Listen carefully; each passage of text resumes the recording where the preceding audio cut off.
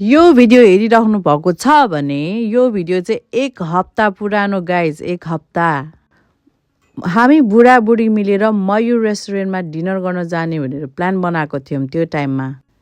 अस्ति म कासल घुम्न गएको थिएँ क्यारिक फर्गसमा। यदि तपाईँहरूले त्यो भिडियो हेरिसक्नु भयो भने चाहिँ यो मयूर चाहिँ ठ्याक्कै त्यही कासलको क्यारिक फर्गसको अपोजिटमा छ है, ठ्याक्कै मयूर भनेर छ।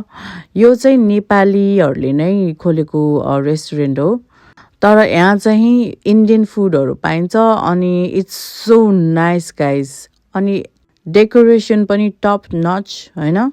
यो दिन चाहिँ कस्तो क्वाइट थियो होइन, मलाई त कस्तो आनन्द लागिरहेको थियो। अरू बेला त यस्तो भिड हुन्थ्यो कि। अनि मेरो बुढा चाहिँ के अर्डर गर्ने भनेर हेरिरहनु भएको छ। यो चाहिँ हाम्रो वेलकम स्न्याक्स पापडम र 3टा अचार होइन।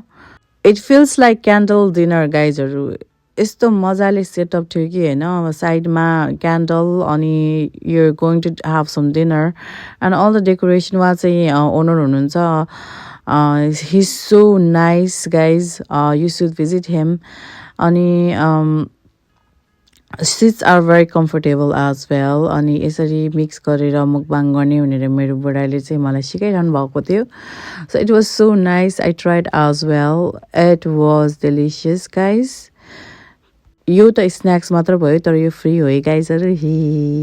मयूर रेस्टुरेन्ट चाहिँ यो हाम्रो 5th टाइम हो गाइजहरू। एकदमै रमाइलो लाग्छ। जतिखेर पनि हामी भिजिट गर्न आउँदाखेरि के अर्डर गऱ्यो भने अङ्कल अलवेज गिभ अस एक्स्ट्रा होइन। बाहिर यो पानी पनि फ्री हो गाइजहरू। वी ट्राइड समोसा, तर अङ्कलले चाहिँ हामीलाई पकोडा पनि ल्याइदिनु भयो ट्राई गर भनेर। अनि त्यो साइडको चटनी छ नि, रातो चटनी, त्यो चाहिँ ट्याक्कै नेपालीको रातो चटनी, गोलबेडाको चटनी हुन्छ नि, त्यस्तै मिठो भइरहेको थियो क्या। कस्तो मिठो थियो त्यो होइन। अहिले पनि मेरो मुखमा पानी आइरहेछ साथीहरू। It was nice. अनि समोसा चाहिँ ल्याम्पको भएछ होइन। मेरो बुढाले ल्याम्पको समोसा मगाएछ, म त ल्याम्प खाँदैन। तर समोसा फर्स्ट टाइम टोक्दा चाहिँ मिठो थियो, तर ल्याम्प खाएपछि त मलाई भएन होइन। But if it was chicken or other samosa मैले त खाइदिन्थेँ। यस्तो मिठो थियो होइन फर्स्ट बाइटमा पनि, तर it was lamb. I was not happy with my husband, but to be honest that samosa was nice. मैले चाहिँ अनि मेरो हस्बेन्डलाई पास गरेँ त्यो समोसा। म चाहिँ मेरो मेन कोर्सलाई कुर्दै थिएँ। मेरो मेन कोर्स भन्दा पनि अगाडि आन्टीले आएर पुरा सेटअप गरिदिनु भयो।